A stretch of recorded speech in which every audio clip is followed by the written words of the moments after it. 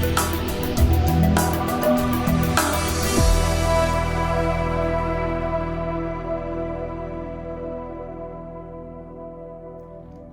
name is Elfreda. Jonker. I'm the Client Portfolio Manager at Alphinity Investment Management.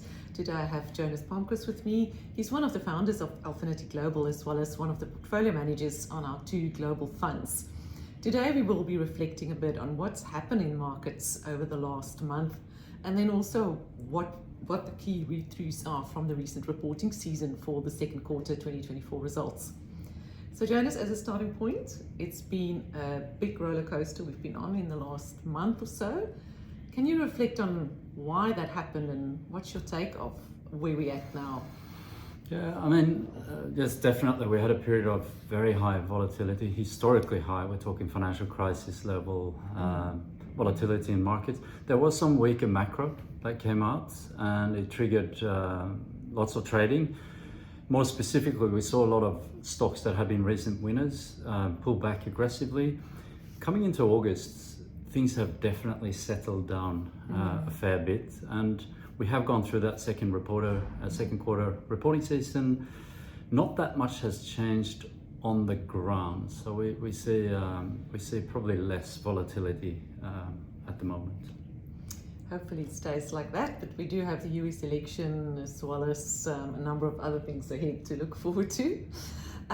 If we just reflect a little bit on the second quarter 2024 reporting season, what were some of the key highlights for you? Overall solid. So global earnings grew 11% year on year.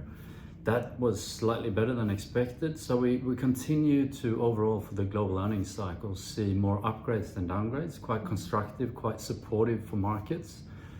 Looking one level down, a few changes at a sector level. I think consumer-related companies had a tougher time with their earnings outlooks. There are question marks about consumer health, not least in the US.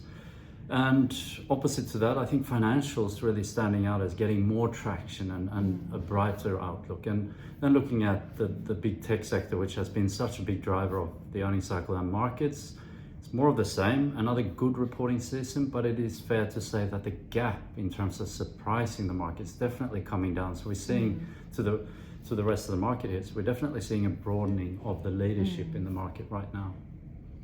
So let's reflect on some of the good results. I know the portfolio has enjoyed a pretty good reporting season. Was there one standout that you can sort of mention?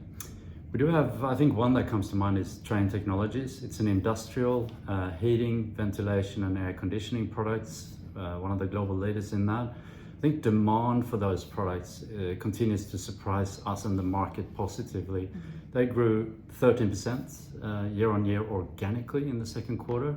Expected was 8%, and if you look at the order book, so forward looking, it's actually grown by 19%. So that's a core cyclical industrial holding in the portfolio still. Okay, so let's pivot to some of the new additions to the portfolio. Can you mention one that's really stand out and based on the recent results that sort of spurred you to add that onto the portfolio? One stock that I think is familiar with many people is Netflix. So that's a stock we've been following for a while now. I think they showed again in the quarterly report that they are finding a new way of monetizing that platform, streaming platform they have. They are to some degree now winning the streaming wars, and we think that's the earnings impact from that is still underappreciated by markets. It's exciting. So thank you very much, Jonas. For more information from Jonas and the team, please visit alphinity.com.au. Thank you.